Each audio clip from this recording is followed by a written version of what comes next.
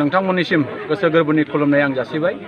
दिनैहाय 14 नं चिरांगोआ block committee इउपिपिएलनि सिङाव थानाय जोंहा नैबे देवस्रि बिसिडिसिनि सिङाव थानाय जा दुम्ब्रुथला गामिनिफ्राय गुबुन गुबुन हानजानिफ्राय थामहिनबा बिपिएफ आरो बिपिआइ बायदि बायदि दोलोनिफ्राय जोंनि प्रमद बर' दैदेननाय जे इउपिपिएल सरकार बे सरकारखौ मोजां मोननानै दिनै 85 सानि बारा सुबुंफ्रा जोंनि दलाव हाबफैदों आरो बिथांमोना बेखौनो जोंनो फोरमायदों जे नैबे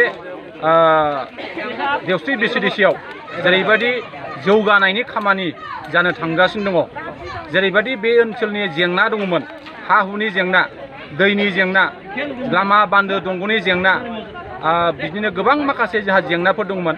बे जेंनाफोरा दिनै मोनफानि उनाव मोनफा दिनै बोस्रांजानायनि लामायाव थांनायखौ बिथांमोना नुनो मोनदों।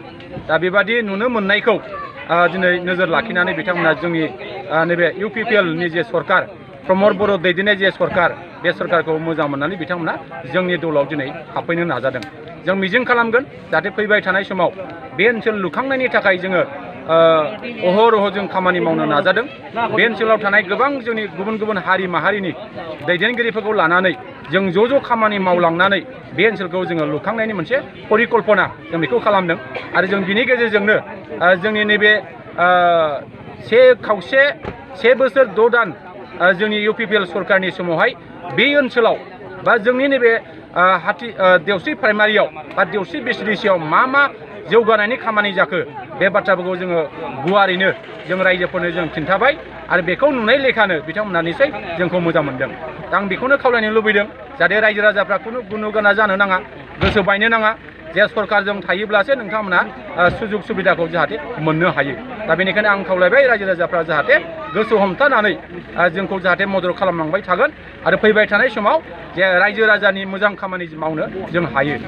आङो मैयाहाय जोंहा 14 नं चिरां दुवार समस्तिनि सिङाव नर्थ बाथाबारियाव जोंहा कंग्रेसनिफ्राय गर्जन मुसाहारि बिथांमोनहा फैनानै जोंनि इउपिपिएल दोलोनि मावथिफोरखौ कंग्रेसआव हाबदों होननाय 10 जन हाबदों होननाया बे नंखाय। बेयो इउपिपिएल दोलोनि बिथांमोना जोंनि मावथि नङामोन।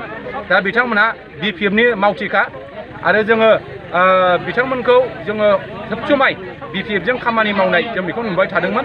दा जों बेखौनो खावलायगोन जे जोंहा बै नर्थ बाथाबारि बा बेंटल सेरफां बिसिडिसिआव जा गोबां जौगानायनि खामानिफ्रा दिनै जानो थांगासिनो दङ। दा बेखायनो जों आसा खालामदों जाहाथे जोंनि मानसिया गोसो बायनो नाङा आरो जोंनि मानसिया सरकारजों थानानै जोंनि जे सुजुग सुबिदा बेखौ जाहाथे लानो नाजायो। बेखिनिखौ आङो खावलायबाय।